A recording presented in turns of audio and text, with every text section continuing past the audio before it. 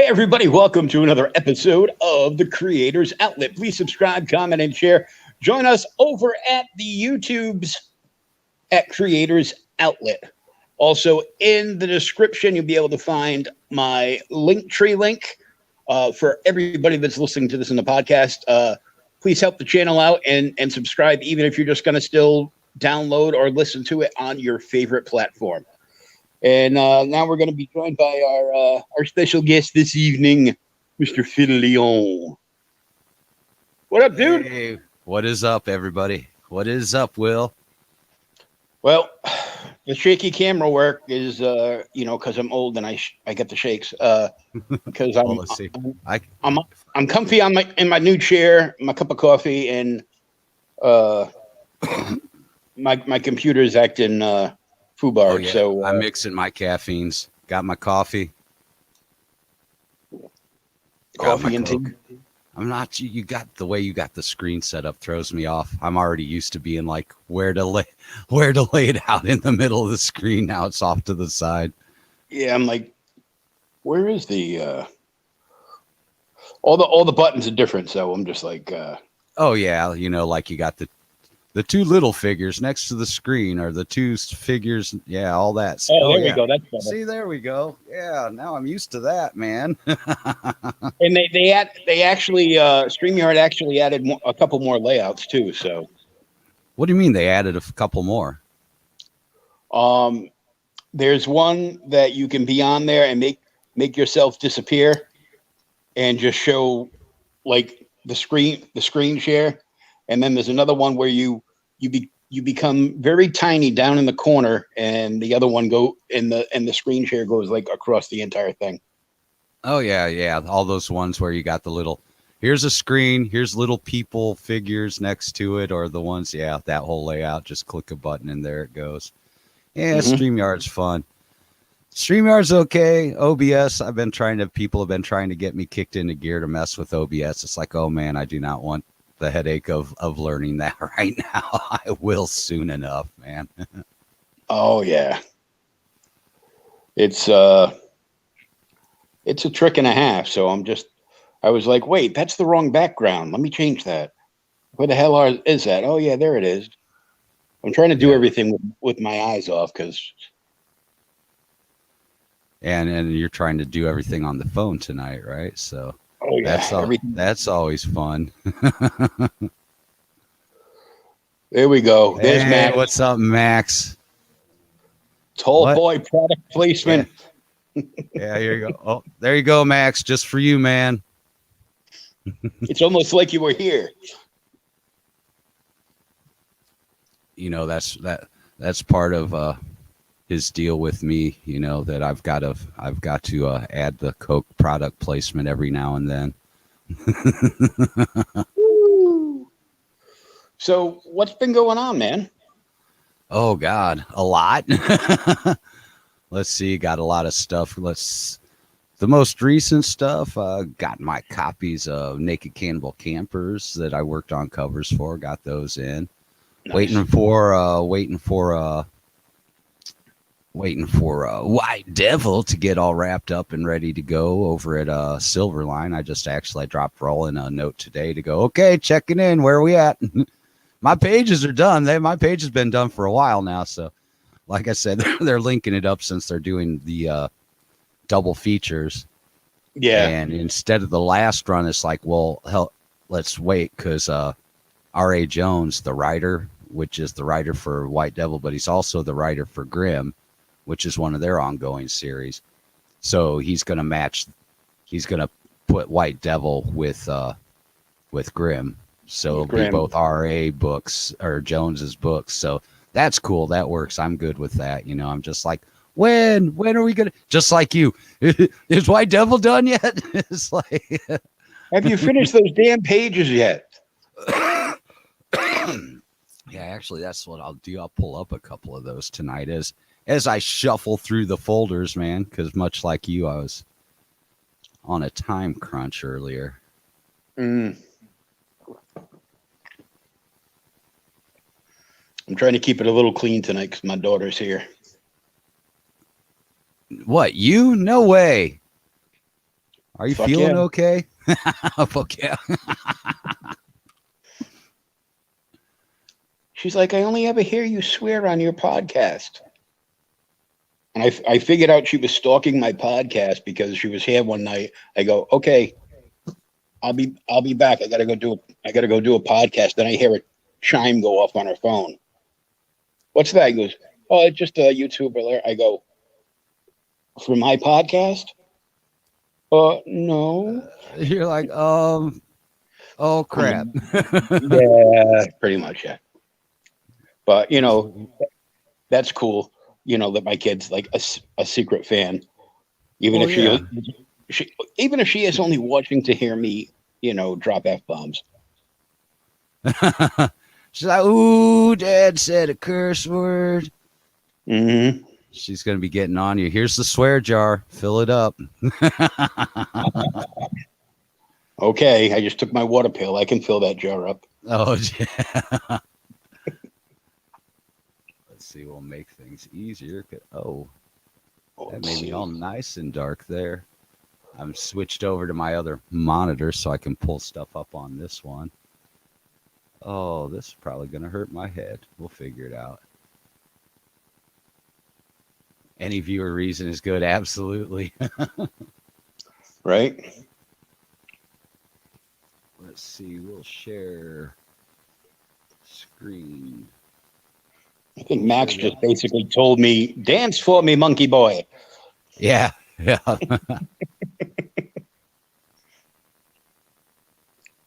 Oh, we've got our regular circus tent of monkeys over where we're usually hanging at, man. Either at Niobe and Friends or over on the Zenden when I'm have that kicked into gear. I need to do one this week. Yeah, see, I got Inception folders here, folders within folders within folders, but we'll bring up a couple things right now while I've got them out. Fit with the season of the witch. Nice. If I can do this. There we go. That's one I did. This is something I've been doing stuff with. This isn't actually. That's not even the right one because I didn't have it completely finished. What's wrong with you, Phil? But just the hair. It looks like. But yeah, these are things that I've done with my buddy Greg Kimmett, man, up in Toronto. We've done these every year for about 5 years or so during Halloween time. We do monster Halloween kind of stuff. Here's one from last year that we did. There's a lot of mad scientists involved. I saw that one. That one's really good. Here was from a little short page story that we'll do something with eventually called Squatters, where it's basically goes, somebody moves into this place and they find out that it's already occupied, but not by human entities.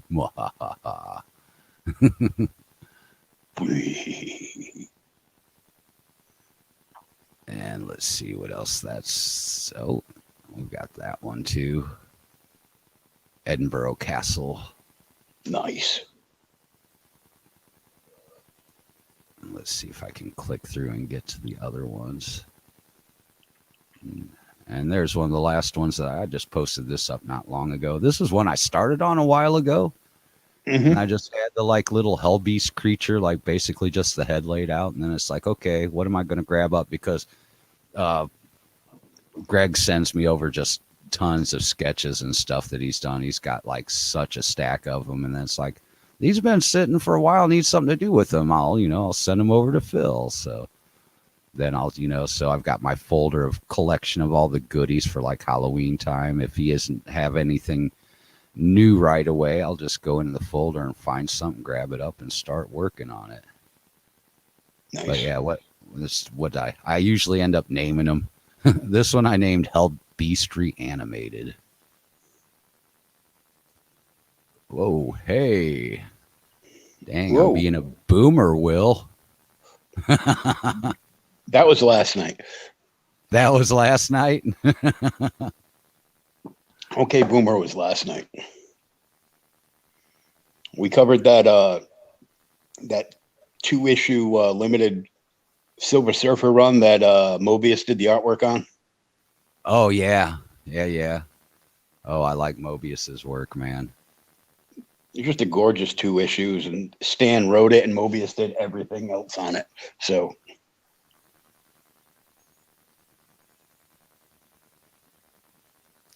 Oh, here's something we can show off. Here was a recent cover I wrapped up for Trish and Mike Benston oh, nice. for their series, Brink and Fetch. Yeah, I do quite a bit of covers. It seems like I've been doing more covers lately than sequentials, but I'm not complaining.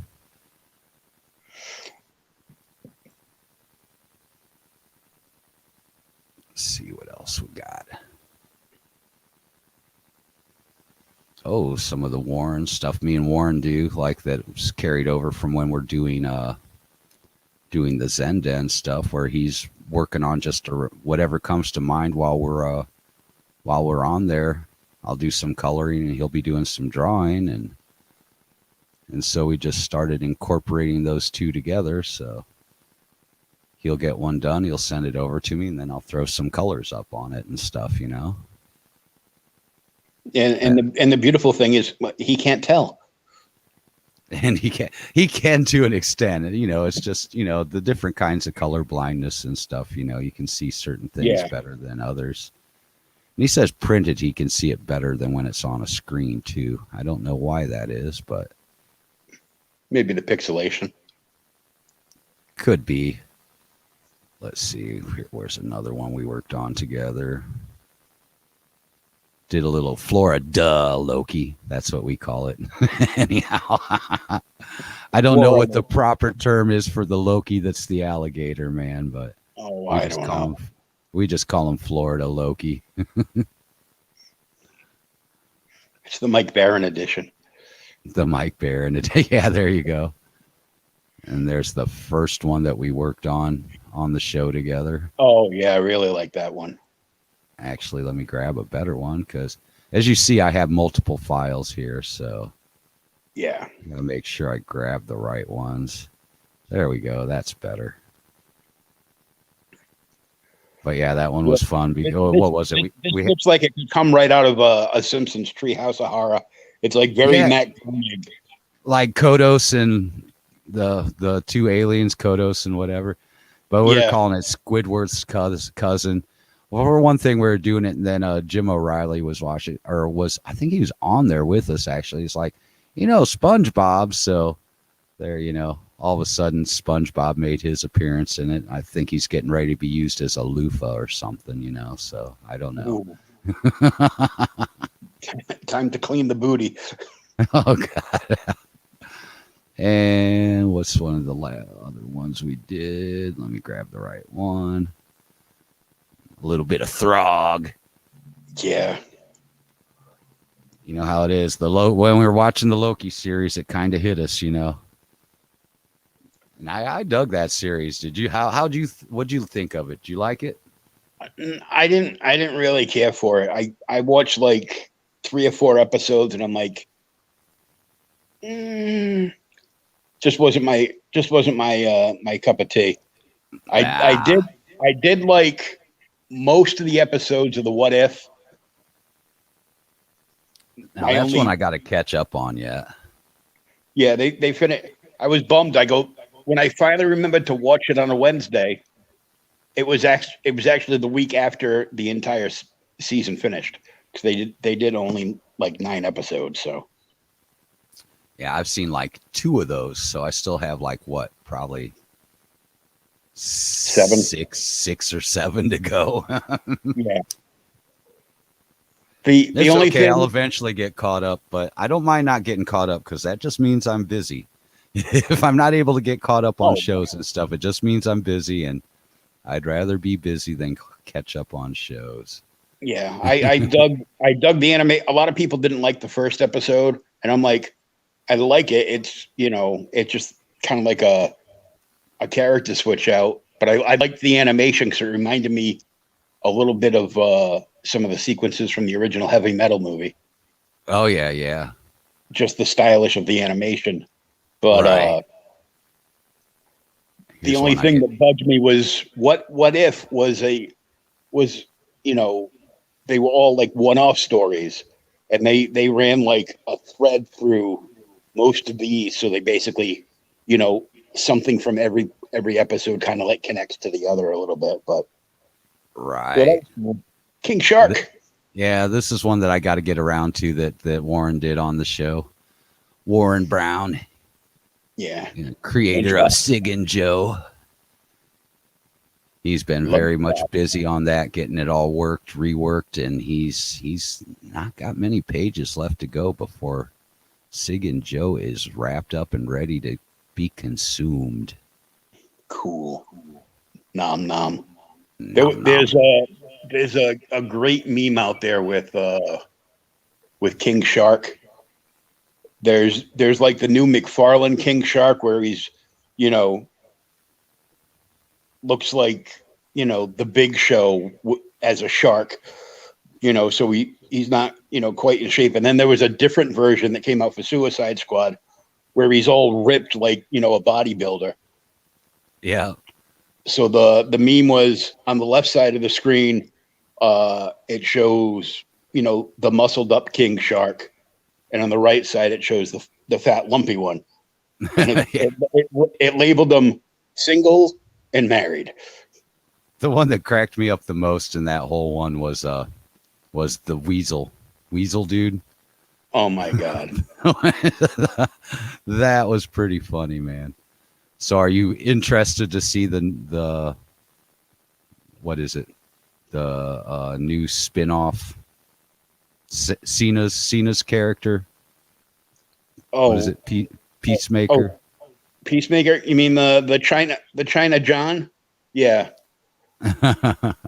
I mean, I've actually met him before at shows, and he was all very nice. But you know, when you mistakenly, you know, refer to you know, Hong Kong or Taiwan as something else, and you all of a sudden are on TV speaking fluent Cantonese, apologizing on your hands and knees to China. Is that the one where he's selling like hot sauce or something like that? We went through a whole slew of videos of him doing Cantonese or something on some commercials of some kind for over there. They were hilarious, man. Yeah, but they were shooting over there. They were shooting something over. Yeah, they were shooting something over there.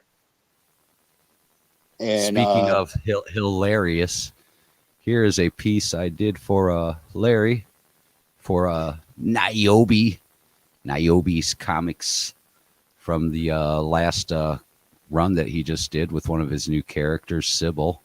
This was a trading card that I did for him for that campaign. Looks a little Squid Games.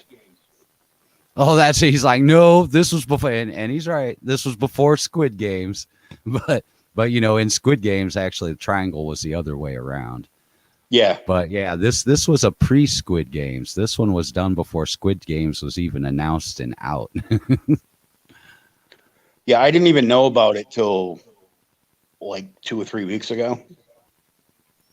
Oh, I have still not. I've just heard about it. I have not got to see it. So I watched. If you watch the trailer, you get the gist of it. And I just thought it was funny because my friend's son works for Spirit, and they have apparently been selling a crap load of Squid Games masks and stuff. So he's like, well, there's going to be a lot of Harley Quinns, killer clowns from outer space. Oh yeah, and people with plastic machine guns dressed up as Squid Games. I'm like, oh great. Yeah, we've been talking about killer clowns. Like if they were to do a sequel or a reboot or whatever, we would really like to see killer clowns from outer space. I think it was Warren that showed me that he had just got one of the killer clowns from outer space figures from somewhere. And I'm like, oh yeah, where'd that come from? That's cool as shit. I got to make sure I'm not showing off too much in the folders. There's some stuff I can't, but, and here you go. Here's, not only do I do color work, I also, I've done graphic design before comics. So I've been doing a little bit of, title page layout kind of stuff like this. Did this for the last Mary Machine Gun, man. And that was pretty fun to do. I was like, it's like Mac staring back at us. Yeah. Yeah, this one is just layout. I didn't do any of the color or the art per se, basically just layout and a little bit of extra design in there. Trying to fit everything in there, make sure it doesn't gunk it up too much. So yeah, that's one I found I had to put in there. Had to found that little play on Intel inside, did devil inside. Devil inside. That's funny because I've been listening to a lot of NXS like the last couple of weeks. I haven't for a while, man. Lately, my kick has been, I don't know who started. I think Sam started it, but it was the whole Concrete Blonde stuff, man. So I had to go back and listen to Bloodletting because it's that time of year. I started listening to friggin' old Night Ranger albums again. Oh God. Oh, we'll have to. What are you thinking, Will? Night Ranger. I did see where you posted up. Where was that you posted up that? What was that jelly roll dude or whatever the hell that was, man? Yeah. That was funny. I was laughing when I saw that. That place is like a 5-minute walk from my house, man. Oh, wow. Yeah, that's pretty much in my backyard, man. I could probably could hear that in the slight distance, man, because that's one of the outdoor ones. That's not inside the club. I actually played inside that club at a couple points in time. But yeah, when they're panning around to the crowd, that street right behind them, man, if you go down that street, I'm just right down from there, man. You were leaning out the window. Shut up, you kids. Yeah. Well, across on the other side of the street, there's actually another little bar, and they have an outside area where everybody can hang out, and they usually do live band stuff on the weekends in the summer times and when things aren't funky. But yeah, I can always hear people playing from down there too. But usually Pierre's is an indoor thing, so you don't really hear that much. But when they do the outdoor things, that's a different story. Let's see what else. Oh, that's what I can show you some of, man. I'll give you a little sneak peek. My folders within folders within folders. Yeah, see, initially White Devil started out back in the early 90s as an imprint under Malibu. And they're trying to go with kind of that they're trying to get on the manga thing back then. So this was kind of the versions of it back then. And hence it's been, it's got on a different flavor now, and it's got more of that more Western style, detailed ink work on it and stuff. Oh no, that's a template. You don't want to see that. That's not it. But yeah, so this was some of the White Devil. I did a little bit of a color reconstruction when I got around to it, and that's how we end up with where are we? I believe in here. Nope. Like I said, the Inception folder within a folder within a folder. I believe, yeah, here we go. Oh, this is one of the alternative covers that I did with Floramonte. Oh yeah, I remember this one. Yeah, which is he's like one of the Kablam owners. And this is a homage to one of the old Superman covers, man. Where instead of Bird the Dragon, it's an eagle, in the Superman one. It also made me think of Silverhawks too. Oh yeah, maybe. I guess so.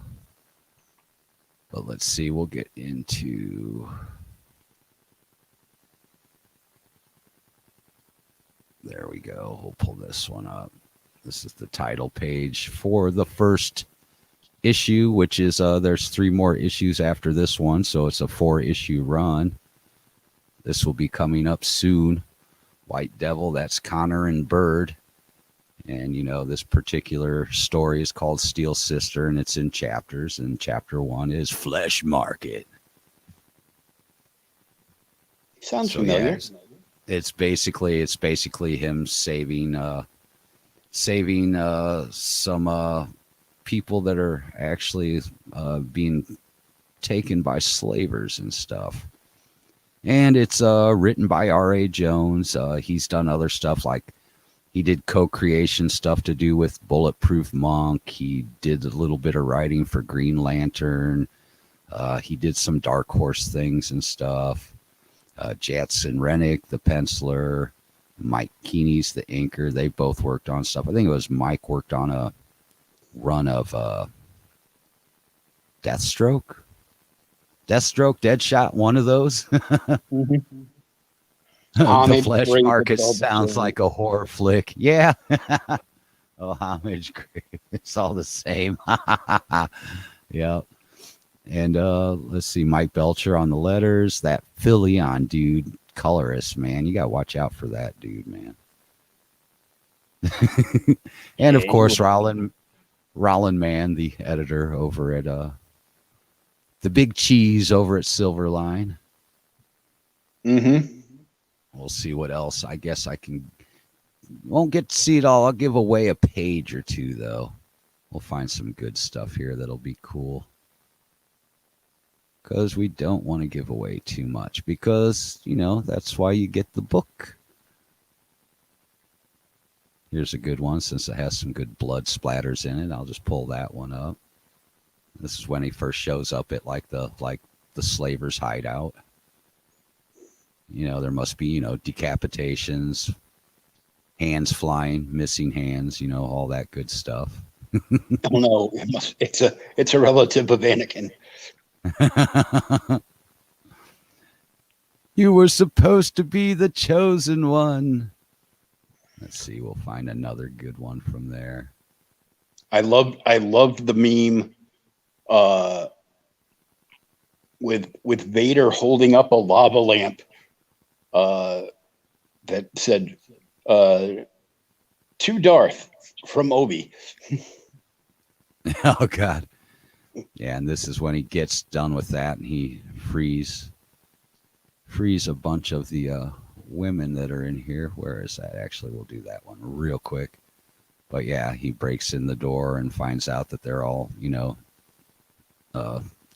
locked up back here. They all get out of there. It's like, I gotta go. And nice. That's when he's like, hold it, what's going on back here? Good God. And that's also because, and this is all I'll give this last part of that, just leading into it, so he can see where it's going. He basically frees all of them. And here was Samai, which has had Dr. Cancinero did diabolical mad scientist experiments on her. So she's now basically a cyber centaur chick, Yeah, I remember. Which is really fun. Pretty cool. Yeah, I really liked working on the chrome. I like working on chrome and metal, man. That's some of my favorite fun stuff to do. Let's see, what else can we... Don't want to give it all away, so I'll just find a few select ones. And here's one of the head people that is part of the gang of bad guys. As you can see, this is after Connor had been through and White Devil had been through and dealt with stuff, There's dude with his head off, his hands sitting there, all kinds of visceral leftover from the night before. Nice. Here, actually, I'm looking on the other screen. I guess it'd be better if I brought up a little bit bigger. There we go.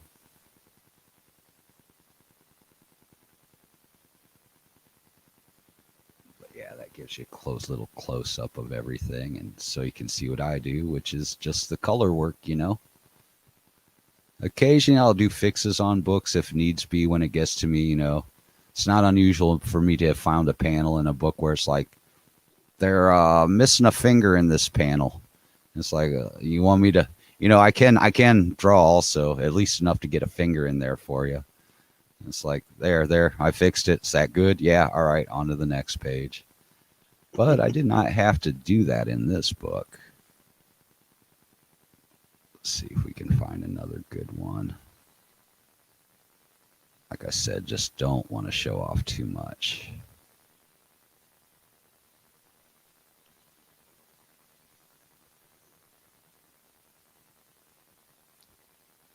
Yeah, we'll just go with the final page after they're out on the road and he decided to save her from the village because people are like, you're a monster now. We knew you once before, but you aren't the person we knew. And White Devil, you know, had to help her out. So she's on the road with him.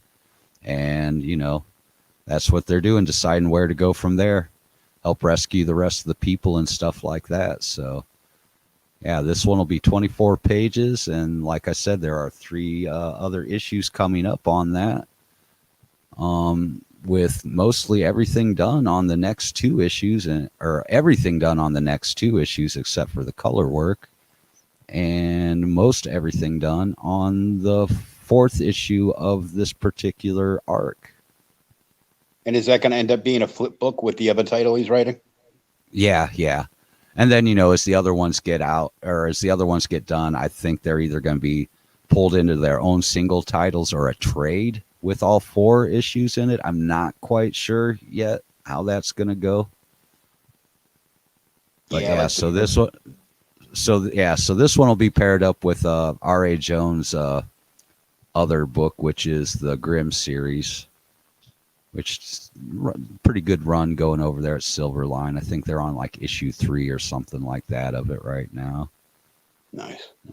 I'll show you some one-off work that I did. I also do commissions for people like line artists when they either don't have the time to do the colors or they don't do the colors. And this is one of the ones I did for Javier Lugo.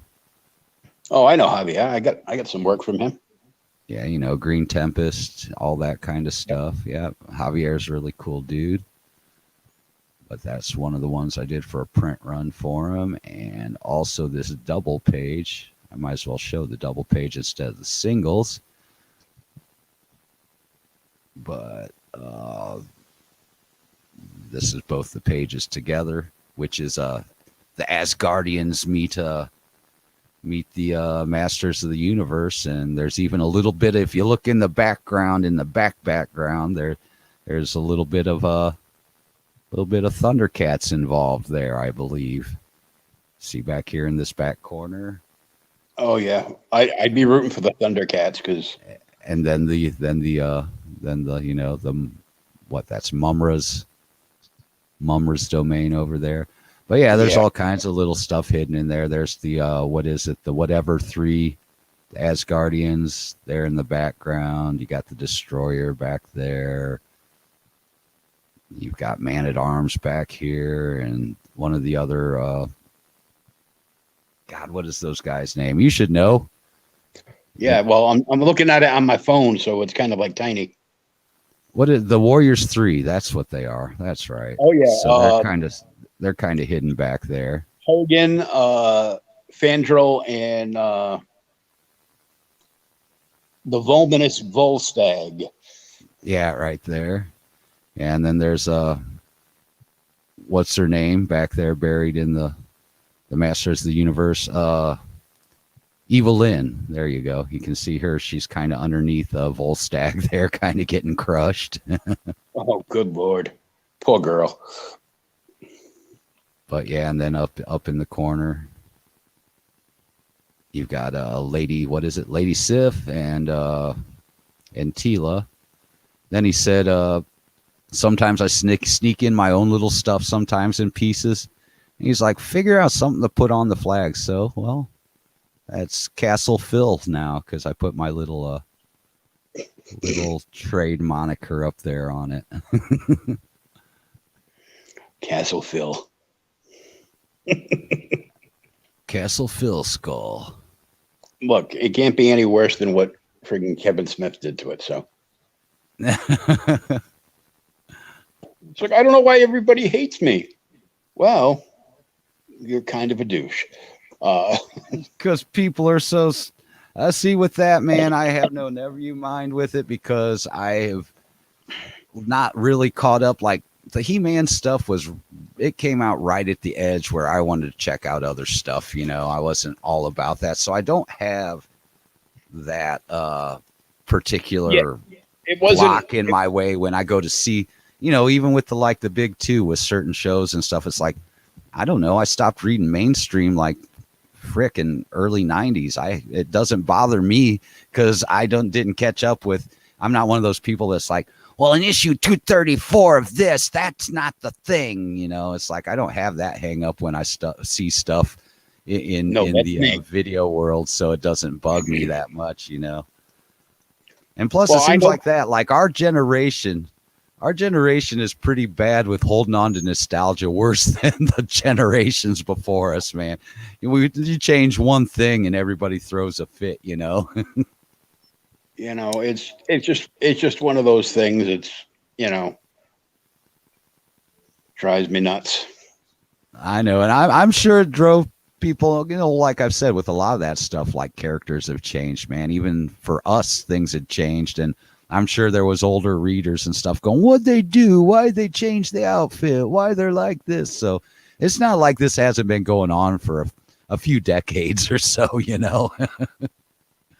It's nothing new. It's just now that we're in the older camp going, why'd you do that? A lot of it's just lazy writing. Yeah, that'll be my one thing that I'd say with a lot of stuff like that. When it comes to that, it's not so much what they're putting in them. It's just really lazy writing because, like I've said, even the old school books did the same, they did the same thing where there's little bits of social commentary in there, but it was good writing. It wasn't like, here it is right in your face. It's like, here, look, it's laid out. Here's all the aspects, looking at it from different angles. Now you kind of digest it and figure it out on your own.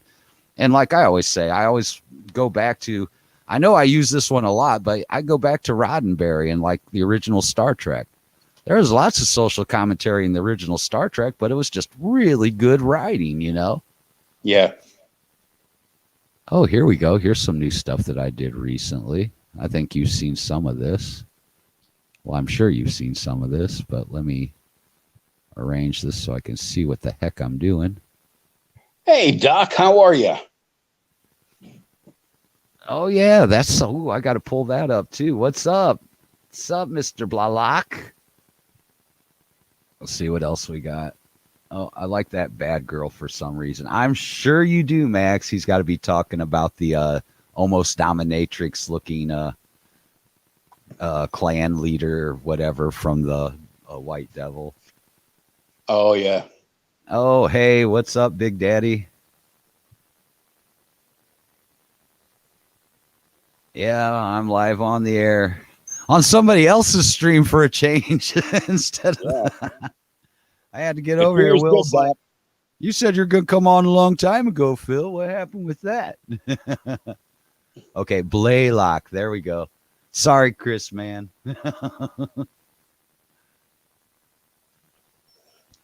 That's why I just stick to Doc. I can't screw up the word Doc from all those years of Bugs Bunny cartoons. Oh, how's the new chair? That must be what? You got a new chair, did you, Will? Yeah, my sit-to-stand recliner busted like 2 months ago, and they finally got me a brandy new one. A brandy new one? A brandy new one. That's always good. I got it yesterday, and I'm like, oh, this is so good. I can go back to like reading comics again and be comfortable. I know. I need a new chair. My one buddy says, like, just get you a new chair. You're sitting in a chair working all the time. You need a good chair. And I'm like, if I don't want to spend the money right now. He's like, just do it. You need to do it. So I've been keeping an eye out over on Newegg, looking at some of the more comfortable, like gaming office chairs, with extra bells and whistles. So I'll just wait until those go on sale, and then I'll snatch one up. Well, I got this from the program I'm in because it's considered, medical equipment. So. Oh, yeah. So I'm just wondering when the hot tub will be arriving. Well, here, while Doc's in here, let's pull up that folder that I was going to. Can I show that, Doc? Doc, can I show that cover off, buddy? I'll wait for a reply, but I'll get I'll at least get the folder ready.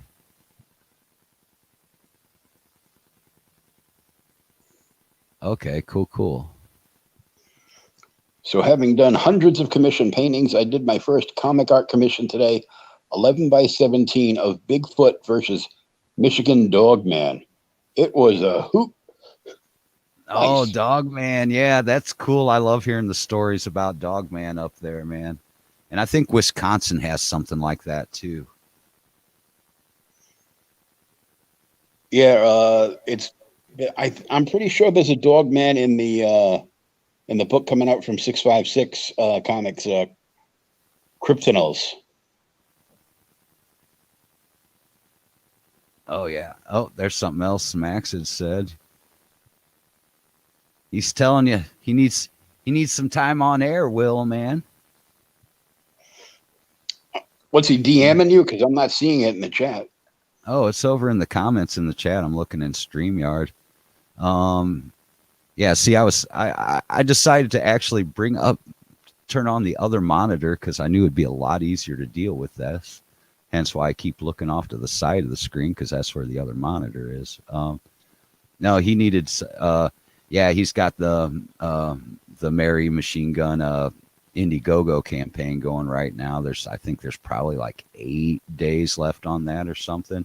And he does have Human Hunters coming up for a Kickstarter here soon, I believe. If I'm right, if I'm wrong, Max, tell me. But if I'm correct, he is launching that on Halloween.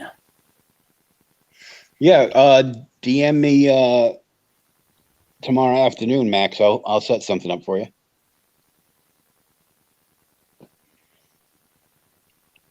Because December, I'm end up taking the first week or so of December off because November 30th, I gotta go into the oral surgeon and get all 4 of my wisdom teeth yanked. So.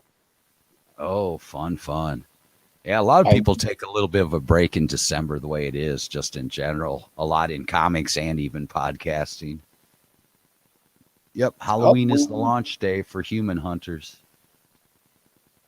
Will do. Very good. And here we go. Here is the one that I wrapped up here for Doc.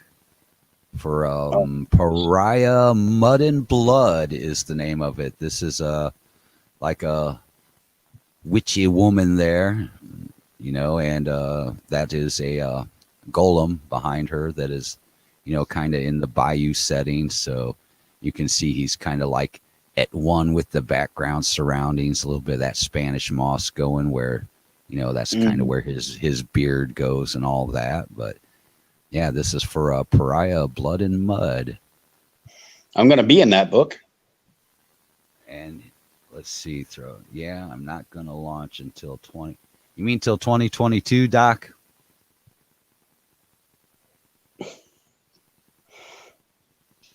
If not, you're late.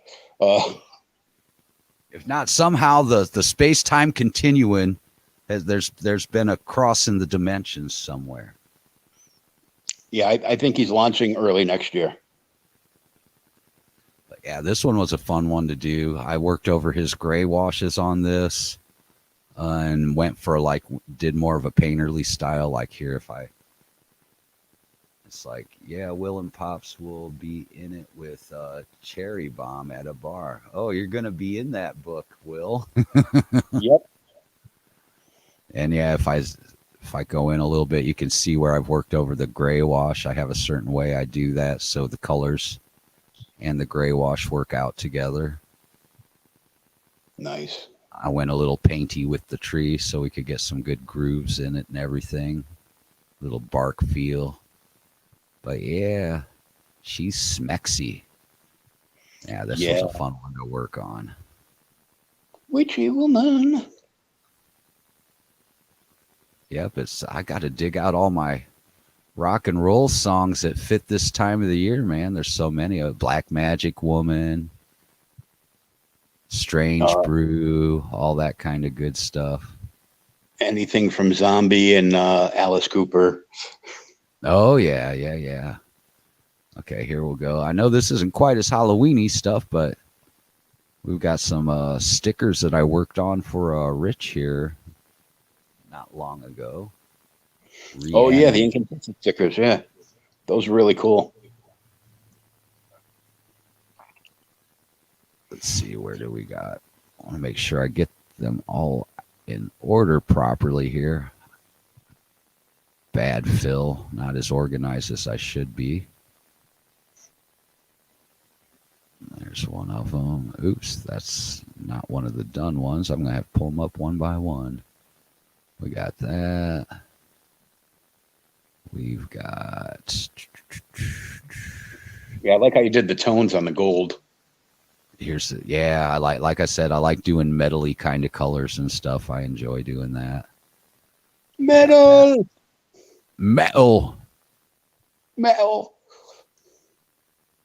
Oh, let's see. There's one of the other ones. Yeah, I did 5 of these total. Actually, Rich is at a convention this weekend. Yeah, I saw he set up, and he was all excited. The books finally showed up. The hardcovers finally showed up to him. So.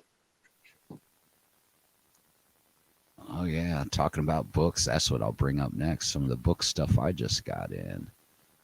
Let's see. Here is 5. Oops, that's not the finished one.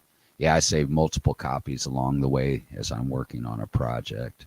That's why you'll see different stages. Yeah, there you go. Exactly. I'm like, yeah, I was trying to think of the word too. Different what?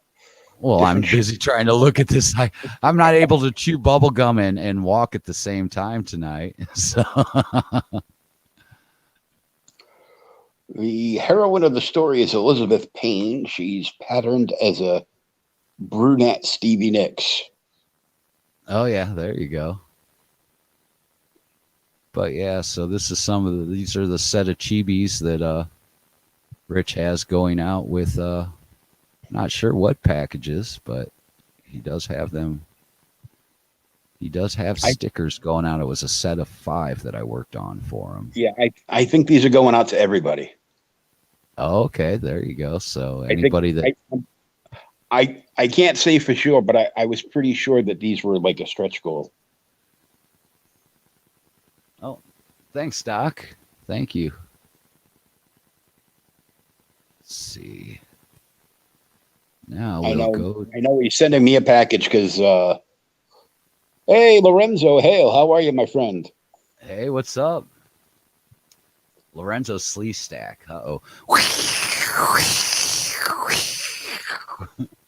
Marshall, Will, and Holly on a routine expedition. Yep. Okay, I know where we're going next with some stuff. I know you know some of this, but we'll go into the Dave Summy folder, which I've been doing stuff with for, like some one-off stuff. Like, oops, hey, that brought it up on the wrong screen. What is up with that? No. That's why I opened up a second monitor, but here's one I did of Black Canary for him. Nice. I went kind of like gave it that old school kind of feel to it, maybe that 70s feel, because that's kind of the style it was in. So I kind of went crazy with the little rings behind her and stuff. Yeah, that's my favorite version of her. I can't imagine why. I wonder. Well, I do have another version, but he's like, no, let's go with the other one. Here was the other version, which is like classic. Her leggings are blue. They're not, Yeah. mesh and see-through. So I did I the classic. remember at one point they gave her like a full body suit and like, dove wings across her chest. And they launched it. I think it either was like Detective or like a Brave and the Bold cover. And they basically did it the same way they announced Robin. So she was jumping through like, the circus hoop or whatever. Because they wanted to change everything. Second one. Oh yeah, that's right. I got some spooky lights up tonight. I didn't turn on my on-air light that I've got back there, but I did add some add a little ambiance. All right, catch you later, Doc. Get some Take sleep, care, Doc. man. We'll talk to you soon, buddy. Yeah, hit me up soon, man. I'm around. Well, you're not as round as I am, but still. Not as much now. Over the last year, I've actually dropped some weight for a change. I usually go the back and forth. The end of winter, it's like, oh. And then as it goes into spring, I get back into that normal area. But then winter comes along again, and usually, the extra goes on. Yeah, right. It's yeah, I'm still, I'm still losing and doing more exercise, trying to get my doctor to put me on outpatient PT to gain some more strength in my legs so I can do more stuff. All right. Yeah, no problem. I'll be around tomorrow, Doc. Just hit me up. And like we got this here. This was a exclusive for down at the Collective, down there with Danny and those guys. Oh yeah. Exclusive cover for Naked Cannibal Campers, which I have copies right here actually. So it's not so shiny and you can see it. I don't like too much though because it's all signed and stuff. I've got it's because this was adapted over from a lower budget like B-flick horror movie that's pretty cool. That's what this book came from. So the three witches on there, the main ones in the book, are on that in that movie, and it's signed by all three of the actresses, by Dougie the sorcerer, that's like trying to deal with them and keep them from killing everybody, and also the director of the movie. So I got a nice little keepsake on that one. Dave was cool enough to send me some little goodies out like that. Nice. And that means I'll put that back in later. Whoa. Nope. Put it back in now before I drop it somewhere and mess it up. Before I forget it's there and then knock it off the table. Oh, yeah. And then along with that, I did one of the other covers, which is... Yeah, you did the circle cover, right? Yeah, hold on. I'll bring that one up. That was this one. So actually what he was doing is when he printed them up, he's got that empty circle. He's got the empty, the crystal ball in there, all empty. And so what he can do is if people want to they get their sketch of whoever they want, put a head sketch in there and stuff. I guess I could turn up the light and that would probably help. Let's see if that helps a little bit. A little bit. Yeah. Yeah, because he does like the remarks or whatever in there. Yeah. But yeah, so that one they can put in a, he can draw in a little sketch in an image if anybody wants a like kind of semi sketch cover, but personalized for whoever's getting it. And then there was this one. Oops. This was for Retro Rat Comics and Gaming. This was another exclusive store cover. of the Naked Cannibal Campers girls. I'd like that one if they wouldn't eat me. If they would, you want to be that guy down there in the front, don't you? Admit it, man. You know you do. Yeah, kind of. Yeah, kind of. And with that one here is like, so that's another, the other cover with it when it was all printed and done. But that's what I've got for the Naked Cannibal Camper stuff right now. Let's see what other goodies we got here. Oops.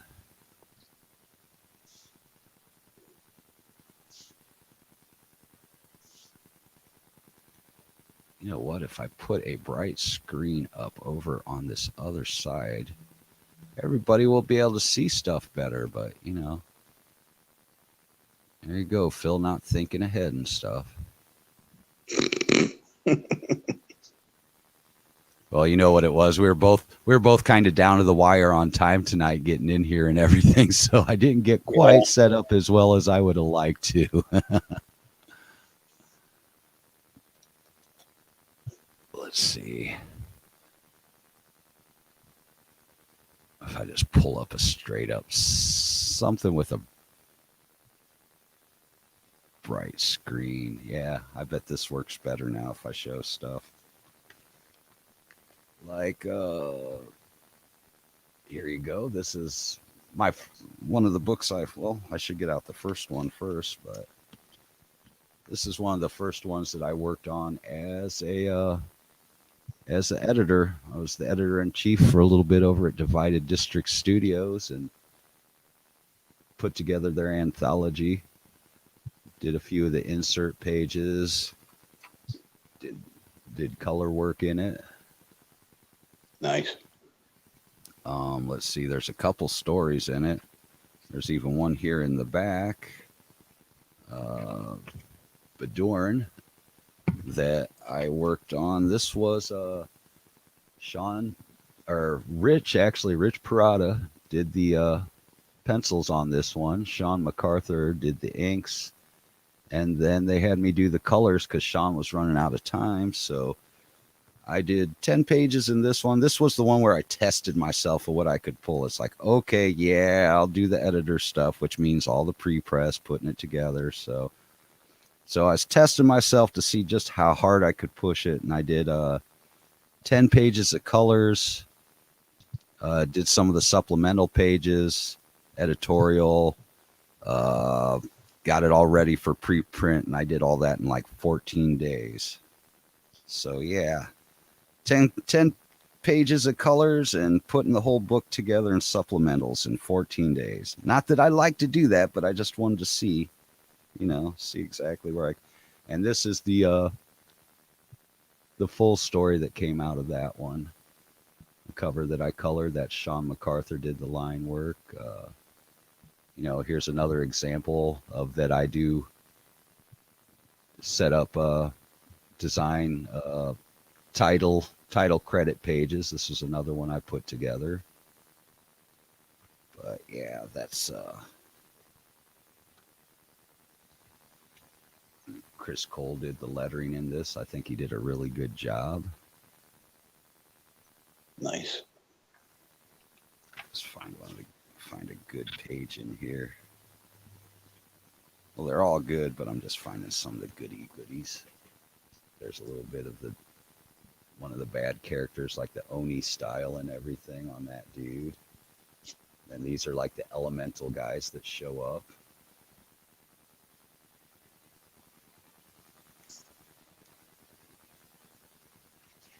But yeah, this is like a dimensional world kind of thing, where she's the main character, which is her, she's being tailed because they need to get her in because she needs to be like the savior of the multidimensional world. This is where the story ends off, where the one guy got taken over by one of the creatures of there, and there's the preview for the second issue, which I believe he has coming out fairly soon. But yeah, that was a little bit of stuff to do with Divided District Studios. And here was a cover I did with I believe it was Aaron. Let me double check here. Yeah, that's what I thought. This one was with Aaron Humphreys that I did for one of the alternate covers for Friar Rush over at Silverline Comics. Just did the color work with Aaron Humphreys, man. So it's a little Silverline stuff.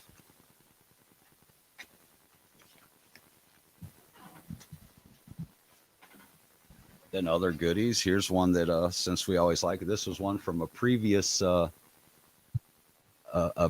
collaboration with me and Greg in one of the first Monster months that we did stuff. We did this mock cover, like the old school EC looking thing, you know.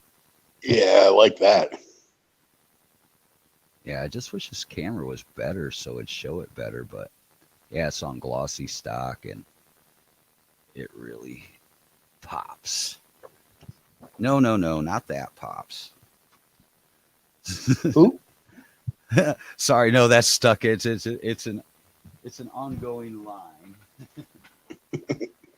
There's another design I did with him because we also do on Halloween we do stuff all through Halloween, and then on May the 4th we always do stuff. So here was one that I did, Admiral Akbar's snack bar, home with the crunchy krill munchies. Oh, I need one of them. Yeah, people like picking those up to throw them up on their kitchen wall and stuff. You know? Yeah, I decided to pull out some of the prints tonight because I don't usually show those off too much. There's one that I also did with Greg.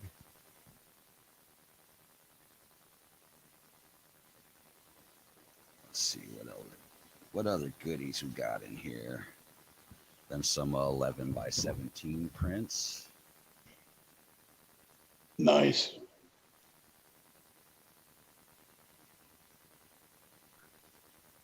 And here's one that I ended up penciling, and Rich said no. Rich Parada, he said let me ink on that. So yeah, I did pencils of this one. Rich inked it up, and then I threw colors over it, and that is Winslow from The Walking Dead, one of the seasons.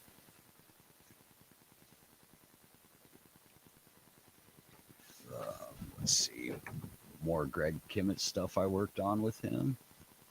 Oh yeah, I remember that one. This one cracked me up. All kinds of little Easter eggs in that one, man, all through there.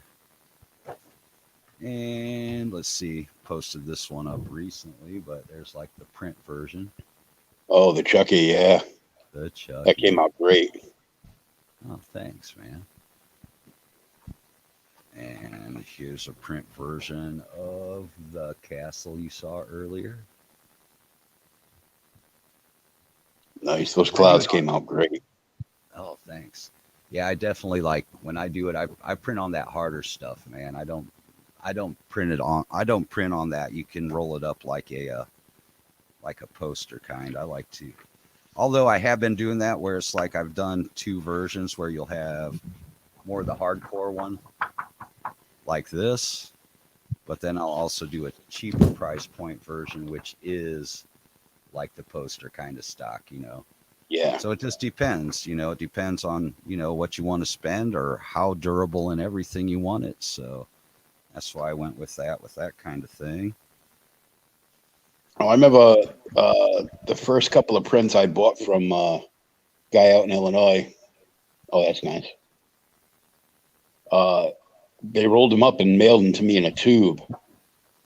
And then I had to unroll them and, You had to flatten it out. Yeah. Yeah. And I'm like, so I texted him. I go, can you put aside 3 print top loaders for me? And then the next time I order prints, from now on, I want everything in a top loader and mailed flat. Yeah, there you go. It's like, yeah. And this was the very first cover that I ever worked on at WF Comics for their anthology. And this was with Greg. This is pretty much about where I ran into Greg initially, and then we just continued working on stuff just together, for a while. But yeah, that was I really like, if I get the chance and the time, I really like to paint in my backgrounds. That's all brushed in nebula stuff. That is no image. That is painted in, all of it. The same with all the texture in the rocks and everything. But yeah, that was the very first cover I'd worked on. Probably, what was it? About 7 years back? 8 years back. Wow. And here you go. Here's the finished version of the one that you saw earlier. Hold on, you froze on me, so I'm gonna. There it is. Oh, must be the phone. Yeah, There you're you back. go. Yeah, there was that one you seen earlier, which I called Caged Frankenstein. Can you figure out why? Because he's in a cage. No, because he based that Dr. Frankenstein is based off of Nicolas Cage. More power, Igor. I still got to see his new movie, that B movie one that just came out not long ago, kind of sci-fi dystopian. I forget the name of it. Here was a promo for a book called Woe from Ravenfish that I occasionally work with. That's Rick Tick with a little zombie dude there. That's cool. Oh, let me see.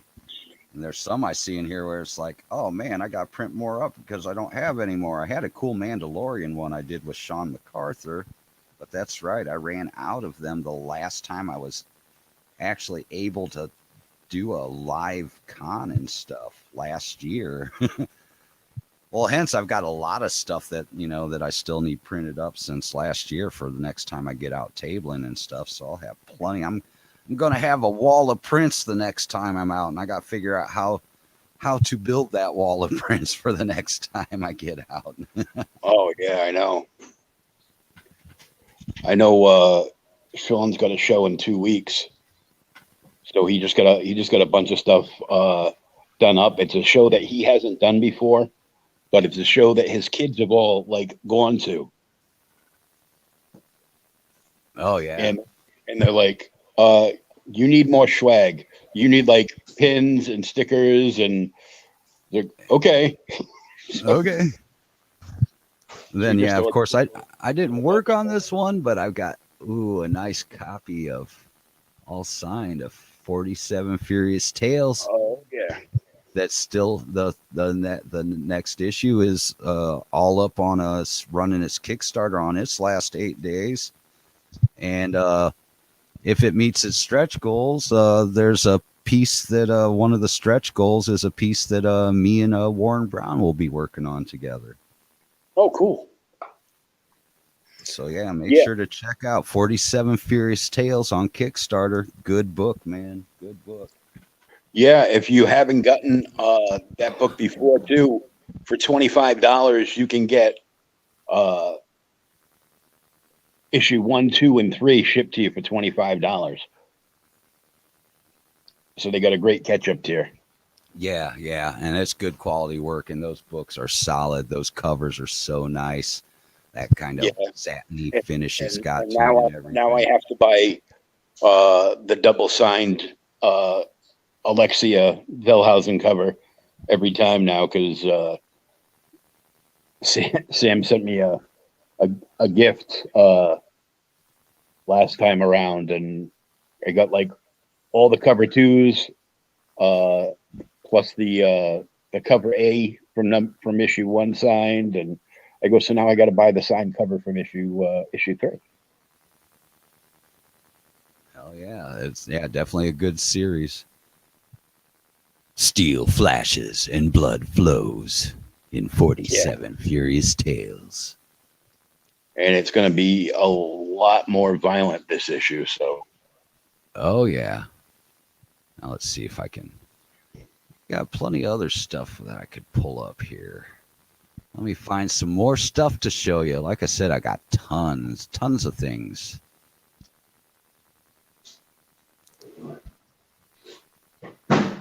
Here's an old school one that I Did this one for Joe Tolliver over at Oh Indie yeah. Comics Cast that we did as a fan thing for the people that come to the show and everything. So I worked on a little dread for him. Yeah, that came out great. Oh, thanks. Let me see. I got to shake this a minute. There we go. You know that one little thing in Windows that you can do it like, look, you shake and it disappears. You shake and come on. Oh, see what happens now. There we go. Now all the other pages come up. Hey, stop! Ta-da! You're giving me a headache, Phil. And when I first ran into Joe working on anything with him, that was for this right here, which was for Nine Realms Publishing, Michael Oden and stuff. Oh yeah, the Ogden. And this was the Ogden. So this is a piece we worked on together.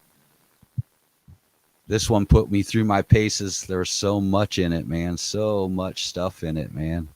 It's like, all right, Phil, you're going to have to work for a change.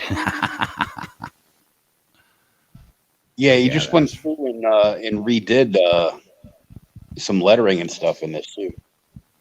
Oh, thanks, Lorenzo, for popping that up, man. And I'm sure Sam thanks you too.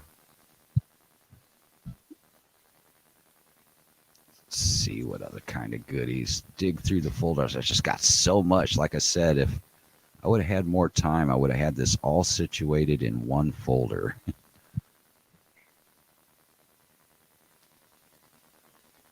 No, that's the wrong one. That might be in here. Oh, here was one that I ended up doing a piece on my own for a change, Will. I was just doing some brush tests, and I think I was sitting in the back room with Warren and Pete Vasquez, which he's out at the New York Anime Con this weekend. But they're like, it kind of looks like something. So it's like, well, I made it into something, man. I figured out what it was all about and just painted everything in, because this started out, all this was solid blacks, pretty much. And just went in and mangled it around, painted in some water, even put in this little freaky guy down here under the so-called bridge, because somebody was like, kind of looks like somebody peeking around the corner. I'm like, okay, well, now it's somebody peeking around the corner. So add this little dude pointing up at everything going on up here on top of the little castle tower like looking thing. Just add a little bit of ink lines in and made it where it's like some old dude in a robe pointing up at all the crazy going on. But yeah, that's my first full illustrated piece I've done on my own in quite some time, man. And it just started out as some inking brush tests and turned into something later. People would be like, so what is that? It's funky. It's fun. It's well, I kind of consider it like what? Surrealism, basically, is what it is. Yeah. Some people said it kind of reminded them of either like a kind of like Doctor Strange kind of stuff or something to that effect. And I'm like, sure.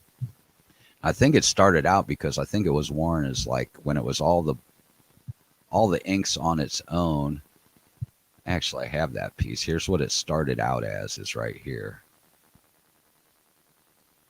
And he said, it kind of reminds me of something like a cover on of Sandman or something. So it's like, I kind of remember what one of those would be like. So I just ran with it from there, used some watercolor brushes up at the top of it, and then just continued on and added a few things in. And that's what it turned into by the time I was done. Like I said, I was figuring it out. I was just doing some testing, and it's like, okay, what is this? Okay, that's what this is. What's that? Okay, that's what that is. Until I finally had it all pieced together. So yeah, just a little weird illustrative surrealism piece that I did not too long ago. Nice.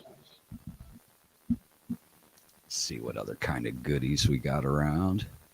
Oh, here's a genie I worked on. Oh, that's the wrong one.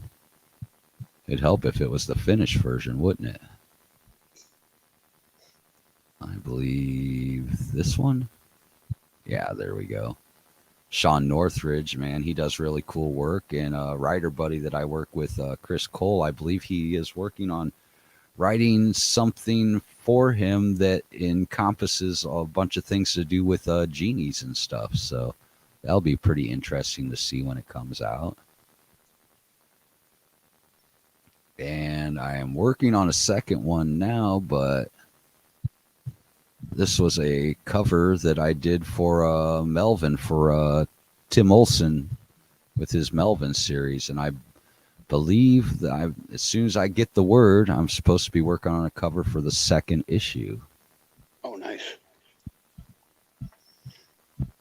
Yeah, I've done plenty of covers. I've done, God, I don't know. I'm starting to lose track of them now. I think I've done about 15, 17 covers through since I've been doing this stuff. Worked on about 7 books.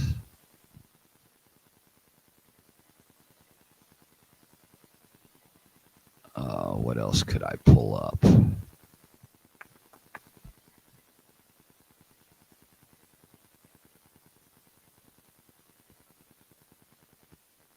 Oh, yeah.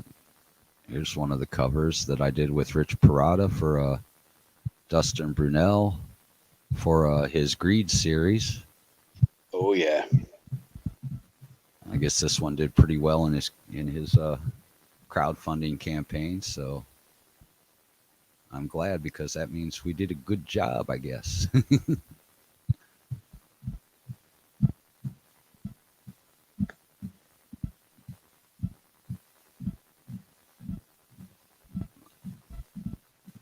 Oh, what's that? I'm hearing a weird sound. Is that me or is that you? I don't know. That could have been me. Oh, I was just hearing like a homp, homp, homp. Yeah, my finger was stuck at the bottom of the phone, so it's over the speaker. Oh, okay. I see what you're saying. Now we'd have to go back. Let's see what else we got going on. Oh, here we go. This is a fun one I did. This was for a test page for Richard Friend for a book that he was getting together called Blaster Kid. Nice. Which gave me a chance to get in there and go kind of heavy metal-y style with it, getting all the texture in and stuff. Because I'll do various different incarnations of my color work. Sometimes it'll be more textured, sometimes less, sometimes rendered more, sometimes less, just depending on what the piece calls for.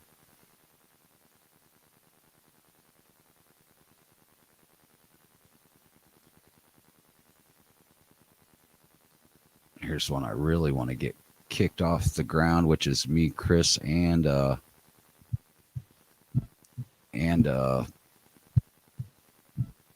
Greg Kimmett have been tossing around. This is all reference photos. Let me get to the good stuff. Yeah, there we go. So this is for one that we want to get together that's called Johnny Get Your Mech. And it's basically retro sci-fi. The way we put it is kind of like the Warriors, Blade Runner, and like old Marlon Brando and James Dean Rebel kind of movies, but with mechs, fighting mechs and stuff instead of just racing cars and stuff, Oh, cool. So that's one that we need to get rolling a little bit more. This is just a piece me and Greg worked on for a initial concept piece. I was like, sure you want to name that Phil's Diner, man? I heard you get food poisoning there and stuff, But oops.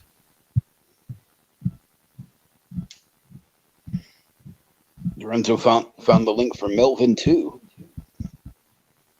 Oh, cool.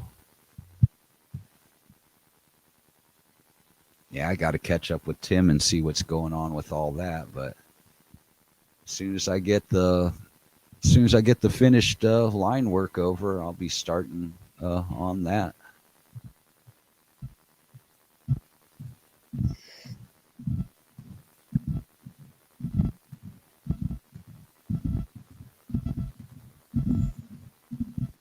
There you go. There's another. This is one of the ones that me and Greg did for like May the 4th for Star Wars Day.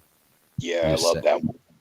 He just sends me over the pencils. Basically, when I work with Greg's stuff, he just sends me over the pencils, and I either do a little post work and clean up some of the pencils, or I'll even add in little bits of ink line work if I need to make a little finer definition of things and stuff, man. But this one, I try to let as much of his pencils show through as possible when I work on that kind of stuff, which I still have not got a chance to get a print of that one yet.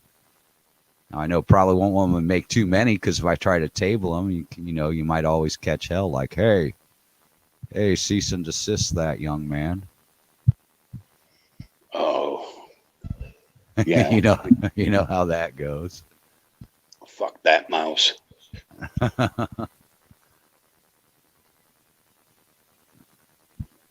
Here was one I just wrapped up for the Halloween season, which I think we're going to turn into a story.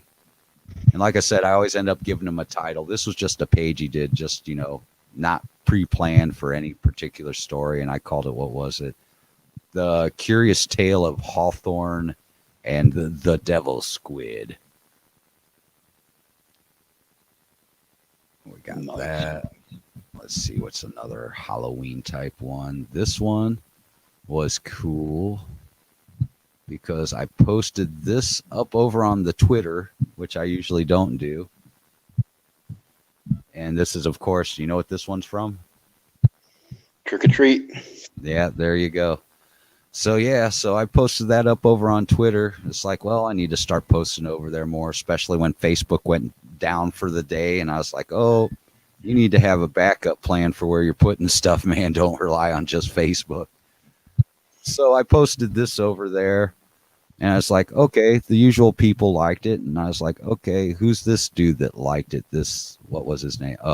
Quinn Lord. I'm like, who the heck's this? And I pulled up to see who it was, and it's like, Quinn Lord was this dude. He was Sam from Trick or Treat. And I'm like, that's pretty cool. The dude character fucking ran across it on his own. I didn't have him tagged in it or nothing, man. So that was pretty neat. Yeah, that's like you take a screenshot of that and then you circle his name.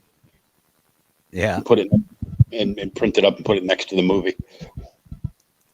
And let's see. This is one where I might do a little more to it, but people like it more minimalistic. So I may keep it mostly like that, but this is one of the other ones, one of the new ones I've been working on. I might add in the colors on the eyes and just leave it where that red pops and leave everything else alone. Maybe a little more shading with the blue colors and everything. But it kind of works like that where it's not. Yeah, that's dope, man. That's just crazy good. Yeah, Greg does some cool stuff, man. I love working on Greg's stuff, and he's a cool dude, man.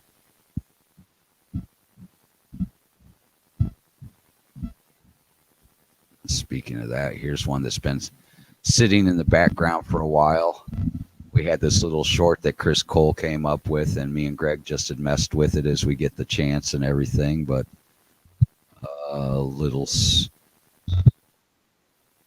little story called Halloween Safety, where, Halloween safety means a little more than just wearing your, fluorescent orange bands, so you can be seen well, In this place, you got to stock up, you got to stock up like 90s action hero, in your leather and your sword and your, all the little goodies, because, you can run into stuff like, let's see, let me find, I'm looking for, because you might run into stuff like this, so you better be prepared. So it's not so easy going out and getting your Halloween candy in this particular alternate world.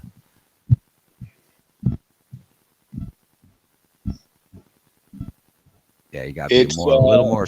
You gotta be a little more stocked up like this. You need to pull out. You need to bring out the heavy guns, man. oh yeah. So Lorenzo can't find your Twitter. Your Twitter is Philman X, isn't it? Philman X, yeah, or Philman X1 Art. Either one. I mean, I think I'm the only one going under Philman X of any kind there, anyhow. Or, I think I have it secondary as I've got it listed as PA Leon or Phil Leon. So any of that I'm probably will be the only one that you'll run across that has comic stuff posted up.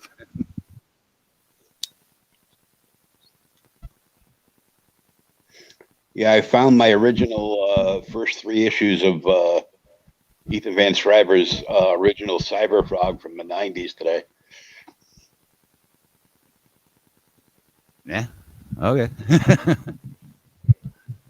I was like digging through boxes.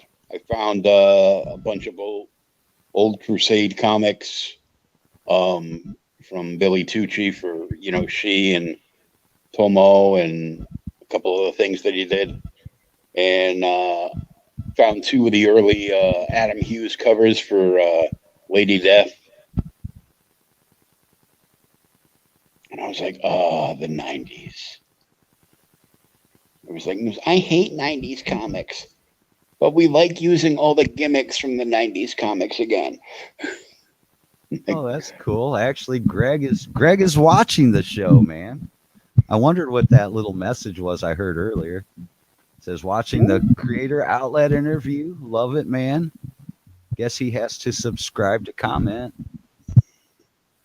But yeah, Greg, I'm glad you're watching, buddy, man, because a lot of that stuff is the stuff I worked on with you, man. So yeah, and subscribe to the channel. Oh yeah. Like and subscribe, all that good stuff. Let's see, what else could I show off here? Like I said, I've just got tons of stuff, man. I've done lots of pieces through the years now. It's accumulated. Here we go. Since I don't have a print of it, here is the Mando piece I was talking about earlier. Oh, nice. Yeah, I remember this. This is cool. And I did have some prints of that for the last show I was tabling at, and they all sold out. I didn't print up too many, but, because, of course, not original IP, so limited run is the safest way if you're going to do that. But, yeah, I ran all out of those. Those went quick. Everybody liked those. Yeah, it's like it's Mando and Baby Yoda. So, what's not to like? And that's the one I worked on with Sean MacArthur from over at Divided Districts, which is Sean right here. That was the cover that I colored, and that is Judd Apatow. They were filming in Staten. He was walking to work, had his portfolio with him, and Judd was like, "Well, let me see the stuff." He's like, "This is really cool." And so he got a picture of Judd Apatow with the cover you saw earlier. Nice.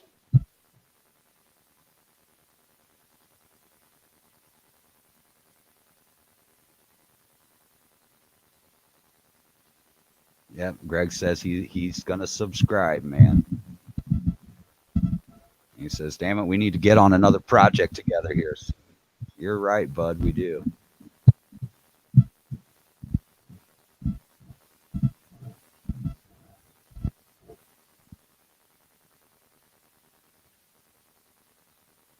So what have you been getting into lately, Will? Well, I've been doing a little writing and getting back into doing some reviews again and trying to clean up the mess of comics I have over here and get some stuff sold and moved out of the house and trying to get some, some bookshelves in. My bookshelves that were at my LCS for like the last 5 years or so didn't make it. They, pretty much like all fell to pieces and, teetered to one side and fell down when they went to pull them out. So Oh, luckily, luckily, another friend of mine is about 6 months ago. His mother-in-law passed, but and they're going through and getting rid of her stuff. And he goes, well, she's got these nice 2 big 6-foot bookshelves. You're welcome to them. Cool. Yeah. So I will start with 2 shelves and start, one will go up for, DVDs, and the other one will go up for books. So now here's one oh, go ahead. I'm sorry. No, that's cool.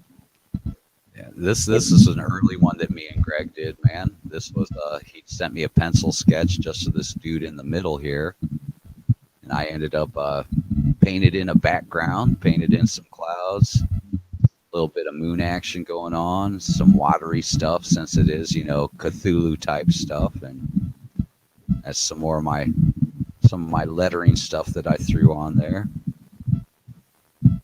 with a little H.P. Lovecraft quote. This is from what? Let's see, 4, almost 5 years ago now. Whoa. No. Yeah, it started out like, this is what it started out as. So you can see a little bit of what all I do to stuff, or what I can do with stuff. So there was the beginning, or the start and the finish of it, man. Started out with that pencil sketch, went through, did a little bit of inking in it, just a little bit, just enough lines where it needed defined and everything. Left a lot of the pencils, but yeah. So we like to do some smash banging stuff together like that. Very cool.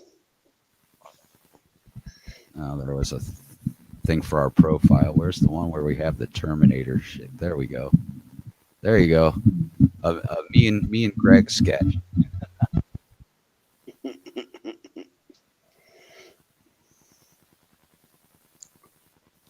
All I can hear in the background is my daughter in her room singing. Oh, no. The only thing I've been hearing is whatever you got going on in the background of the kind of rattle, a scoopy, scrapey noise or whatever it is. I don't know exactly what it is.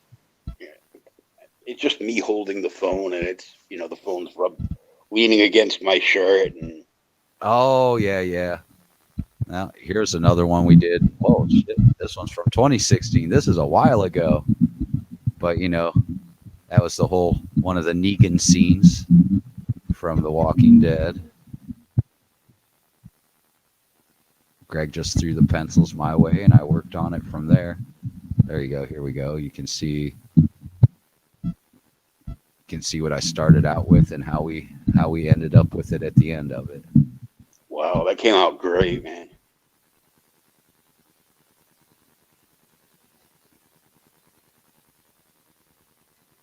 Oh, this is another. This one's super. Oh, that's not even the finished one. Where's the finished one? That one was from a while ago. I think this is one of the first pieces that I did when we just did a one-off piece.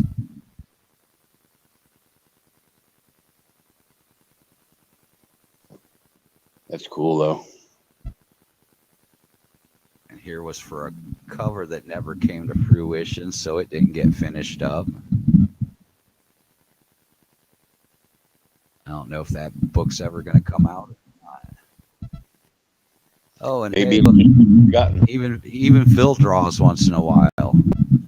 Even though it was on lined paper, when I was done with it, I was just doodling around, and I end up finishing the whole thing. It's like, God, I wish I wouldn't have done this on lined paper, man. And that's actually, I think that was from a character from Castlevania. I think it was the Symphony of the Night game of Castlevania. My version of him, anyhow. Here you go. Now you can see a better version of that cover that I showed you earlier that couldn't get a good enough light on with the camera. Oh yeah, that looks good though.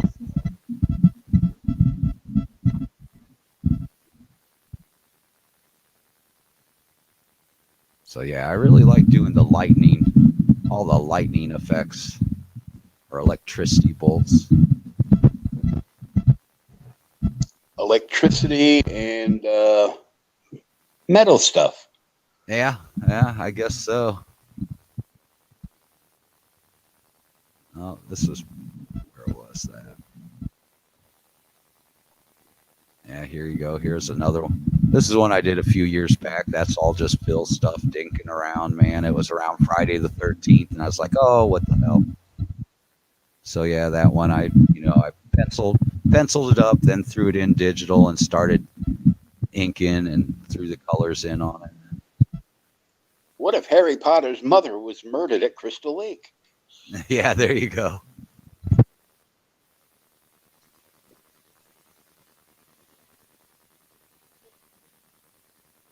Let's see what else we got. This is an early Phil and Greg piece.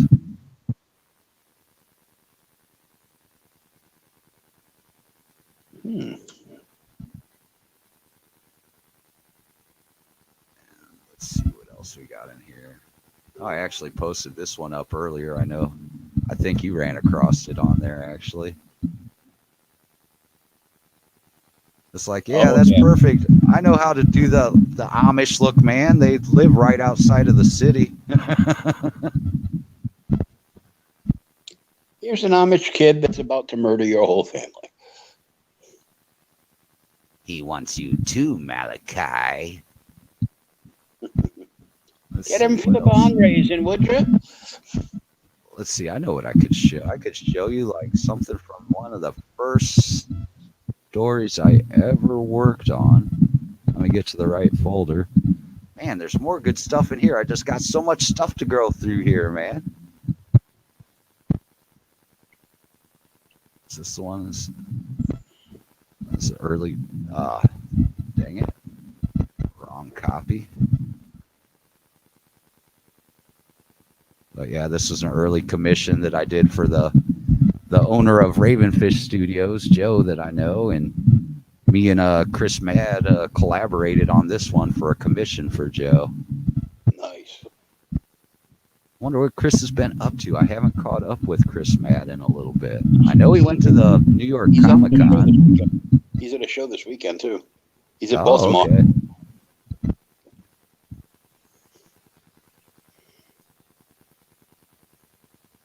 And I only know that because he took a picture of his girl behind his table at Baltimore and tagged himself and put it up on his page. Oh, okay. This was an earlier cover that I did. One of my first 2 or 3 that I ever worked on. This was for something, the Great Warman anthology. Thick book with a lot of different artists and writers in it. I worked on about 2 or 3 of the stories in that one and did the cover. My painted background. That is not a picture of clouds and stuff. That is painted in by hand.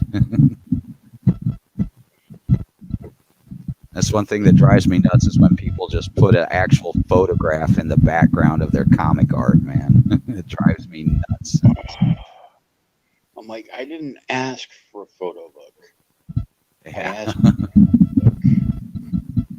Like the only ones that do that I like are like the remember they did it with the classic Star Trek stuff where they would just they announce it. It's not like a comic. It's an adaptation of like one of the episodes, and they just freeze frame all the stills and just add the word bubbles in, so you can read the episode. And John Byrne did a few the other year on the same premise, but he rewrote the episodes to be something completely different.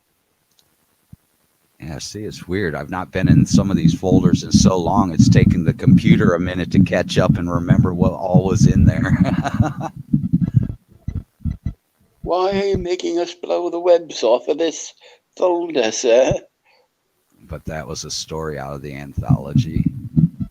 Working in some black and white for the photo, which I don't usually work in black and white, so I was glad that turned out okay.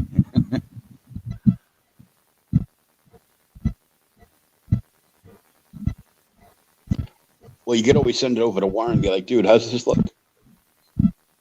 Yeah.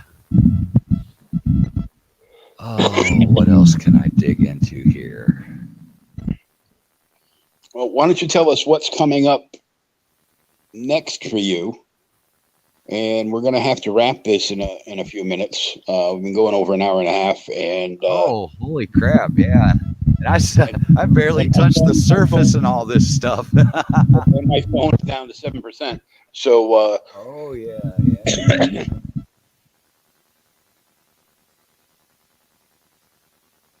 So yeah, what I'm working on now, like I said, I've got a cover coming up that I'm working on for Melvin.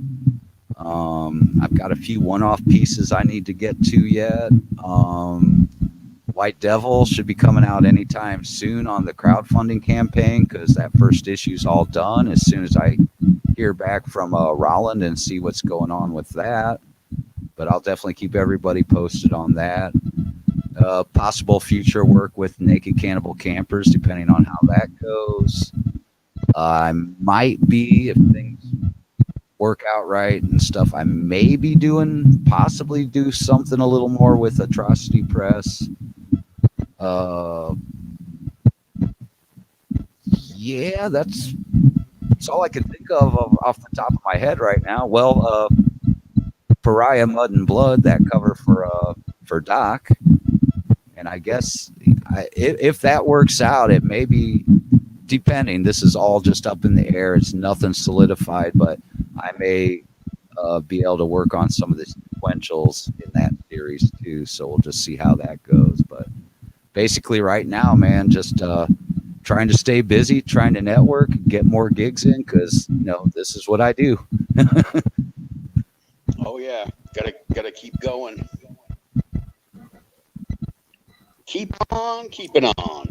Oh yeah. It's been a little bit slow, a little bit here lately, which I'm not used to too often, but it's that time of the year and everything's a little bit tight with people right now and stuff. So it's understandable, but stuff's still coming through and coming in. Oh, thanks for posting that up, Lorenzo, man. Yeah, so follow Phil over at his link there, and you can find him on all the social media, either as Philman X or Phil Leon. Yeah, Facebook's probably the best way. If you need to get hold of me, like I said, I do covers, sequentials, pinups, one-off pieces, stickers, and I also do a little bit of graphic design work for layouts and stuff for people, as far as if they need it for titling for their covers, or they need a credits page like you saw with the Mary Machine Gun credits page, or like in the Divided Districts book. But the easiest way to get hold of me for any of that is Phil Leon on Facebook. And other than that, Portfolio and Art Station under Philman X. You can find me on Twitch under Philman X for stuff like the Zen Den, which I try to do once a week. I'll get back into it more, but usually me and Warren at least doing some coloring and drawing. But yeah, Philman X on about any social media, or Phil Leon. And like I said, the easiest way to get a hold of me, as far as if you would like to get me on a project of yours, is Phil Leon on Facebook. And we can always work out whatever's within your budget. We'll figure it out, and I'll make it all shiny for you, man. Oh, look, shiny squirrel. Squirrel. Squirrel. That's the way I feel when I got a couple projects going on, doing the juggling. Squirrel. Okay, over to this one. Oh, squirrel. Yeah, it's just crazy trying to get everything going on, and doodling, because my daughter's into the art big time now, and she's doing all digital, and she got a Wacom tablet sitting at home, but she nice. she needs to know what the best iPad is to get to go with it to make everything work. The best iPad. Well, as far as me, and I'm kind of a purist about it, but I'm just like a desktop rig, in your Wacom, man. Yeah, but she's got everything going through her Apple account. Oh, yeah. So she's like she has an iPad, but the whole thing froze up and won't work anymore. So she wanted to get like a good one for for doing it. She's doing she's doing the anamorphic animal thing. Oh, anthropomorphic. Yeah. Like somebody in the room here recently, Big Daddy Bowser, his girl, she does a lot of anthropomorphic stuff and the furry stuff, and she's been getting out there more with that art and stuff lately, man. Those guys, what is it? Majestic art. That's what they're headed under.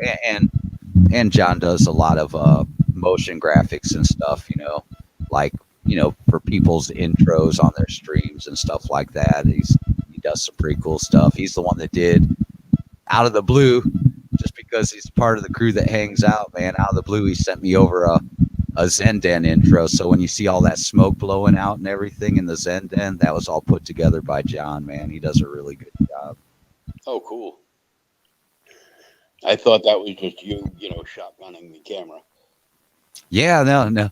I was doing a thing where it's like if I set it up right and it's next to me, I can like take a hit and blow, and it'll actually look like it's going off into that little intro screen. So, cool.